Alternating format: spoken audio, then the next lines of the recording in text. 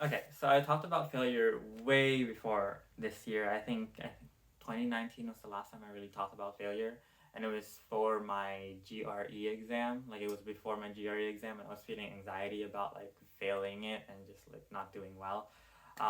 But in this video, that video is long gone. In this video, I will be talking about failure in the uh, post happening of an exam. So I took a qualifying exam for the math PhD program. Um, Little blurb about a qualifying exam. It's just a big exam that sort of says you know this subject, like you know the basics of this subject well enough to be in a PhD program or in a master's program. So that's a qualifying exam. I took the one for analysis, which is like talking about the backgrounds of calculus and why calculus works and it's not just made up. I mean, let's not get into the philosophy of mathematics now. I'm just saying it is an exam that I took in January and it is February 16th and I got my results back. And I did not pass, and that's good. That's all right. I think there's a lot more benefits to me failing it than me passing it now in this first round. So again, no downsides to me failing. Um, but yeah, I've been wanting to talk about the idea of failure, and I think thinking back to that other video where I made the failure video before the exam to now where I'm making a failure video after the exam, I think that's sort of a good way to like mesh the two Johans together. Failure, again, I don't know the definition of it. I think it's just sort of something that I feel whenever it happens. To me, I think it's like when I have a expectation or a standard and I don't meet it, and I think that's sort of like a toxic way of viewing it because just because you don't meet an expectation, so let's say your expectation was like a level 10, and then you get to like level 9. So to me, to others, it's just like, oh, that's not failure. You're just one step away. And like to my definition of like meeting expectation, that seems like it is a failure. But that's sort of the way that I see it as toxic is you're diminishing the worth of like what you got in like the 9 levels. Um, so I think I sort of had to redefine what it means for failure to me, and I think failure to me should now just be non-existent or like a learning moment. Like I think failure to me should just be a moment where I pause and look at what I did and then learn from it. I think that's what failure should be. I think it is a pit stop in your life where you stop and then look back. Like that's like I usually don't look back in the past because I like to live in the now. I like to live in the future most of the time actually. Um, but I think failure should be like in my mental brain should now associate with stop, look back, see what happened, learn from it, and then move on. Because I think um, with like my mental health, I think it's sort of difficult for me to look back at the past without feeling a danger of like seeping into the old habits that I had. So I think failure is sort of just like that marker of like you can look back, you can learn from the mistakes, and then keep moving forward, and that's it. I think that's actually a nice way of putting it.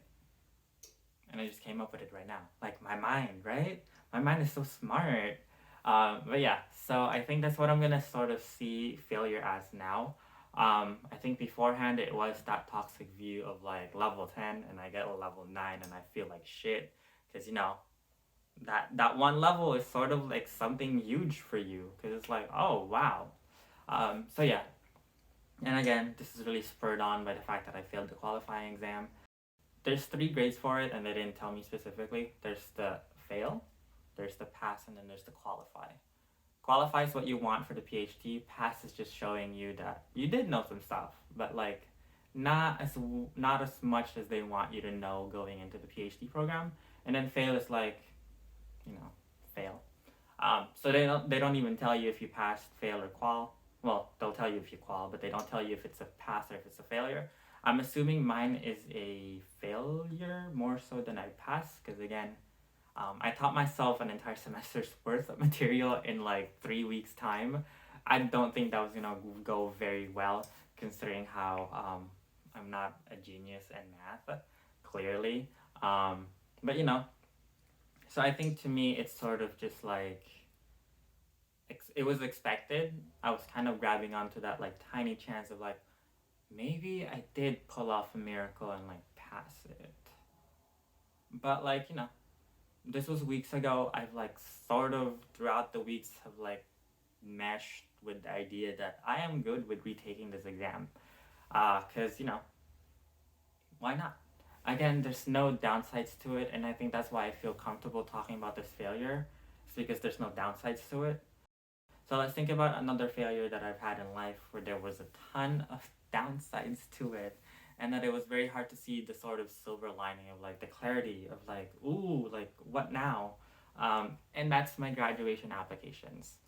Um, I don't think, I'm pretty sure I talked about this in the video for the grad series, but I got rejected from every school. And UNL was a waitlist school.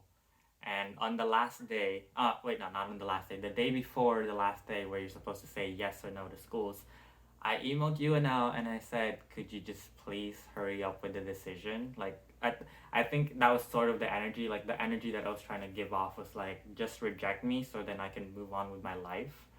And I think that was sort of like the moment where like I've really been feeling this sort of idea of failure because my expectation was to get into a grad school.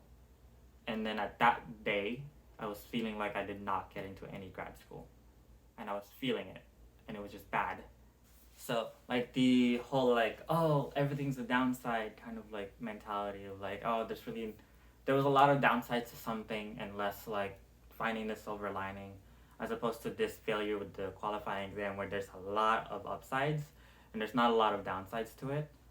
So in comparison to like how I should have dealt with the failure where there was very little upside and there was very much a low side, I think back then um, I just sort of focused on the one thing that I was able to find, and that's the fact that this grad school waitlisted me.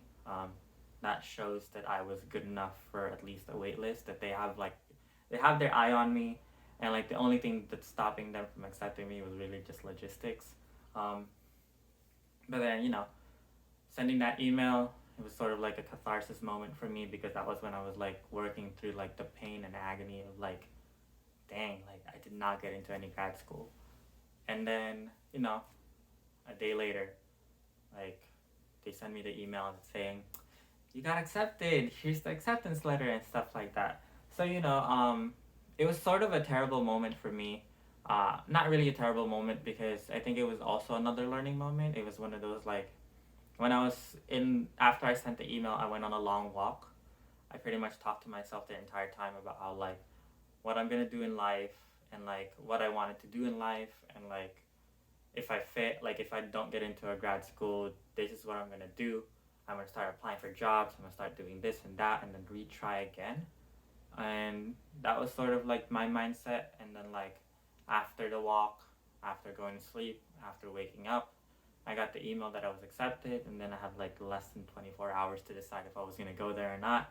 And it was a lot of talking and talking, and so I think the way that I didn't fall into deep depression because of my failures of not getting into a grad school during that time was just focusing on the fact that there was this one thing in my life that was keeping me going, and that was the fact that school paid attention to me enough to put me on a wait list and not reject me right away. And I think I can recount a lot of times where I've sort of felt utter failure like on my shoulders. I think every single time I've either just forgot about it and like have to like rework my trauma later on with that, or at the moment I found a silver lining that made it seem all right and that everything is going to be fine, because everything is going to be fine. Even if you have to say I'll be fine, I'll be fine, I'll be fine, I'll be fine, I'll be fine 50 million times, it will happen, because that's just how the way the world works. Like at some point it will be fine. Just depends on how long that takes, but it will happen. It's not a theorem in math.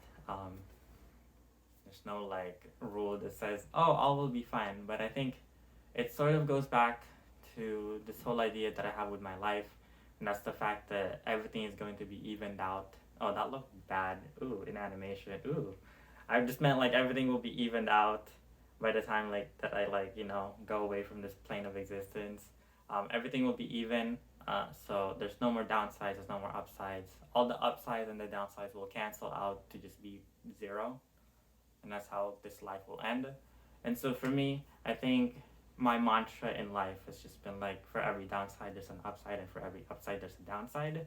And I've been sort of okay with that idea of like, this is a low point in my life, but it's not a low point forever. This isn't my zero. This is my negative. And then I'll find my zero somewhere else in life. And yeah, I don't know. I was just sort of rambling about failure, and I don't know if like this will be published or not. I hope it does. I think it would be helpful for other people to sort of like just hear me ramble about like how my mind works in terms of grad school, in terms of like how to help them like think through their version of what failure is to them, and like how they should see it and how they should reform it to be something more helpful to them than detriment. And yeah, thank you for watching this. I don't know if this was entirely helpful or if I was just blabbing on for, I don't know, God knows, like 12 minutes probably. But yeah, hopefully this was helpful. Future Johan, if you're watching this again because you need some guidance in terms of failure and like thinking through it, again, remember, failure is a stopping point for you to say it's okay to look back and learn from the past, and then to move forward.